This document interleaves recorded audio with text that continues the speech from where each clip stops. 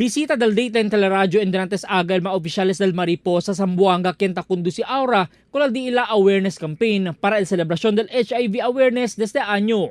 Asigun pa kanila, konsiderado como igualya desde Metro Manila y Cebu el problema del HIV aquí na Zamboanga.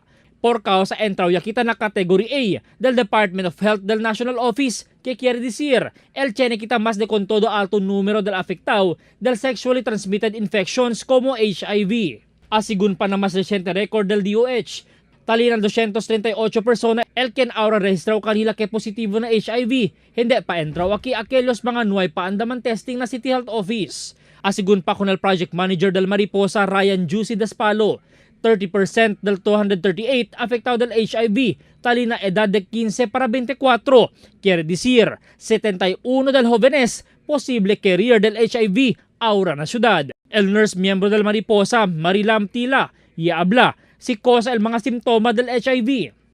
Asigun pa kanila, si tiene risky behavior el persona, adentro del 238 persona afectado. El afecta un persona con el 10 persona, que benekay na 238 persona el man multiply na 10, que posible el tiene transmission na mas de 2,000 persona, que asigun debe hindi sucede. El celebra asigun el HIV Awareness Month el entero mundo este primer semana del Disyembre, y adentro de sila ya abri invitasyon para mandamantes el status na City Health Office para pwede kanila salvang mas temprano de este enfermedad. Albert Luna, Dateline Zamboanga.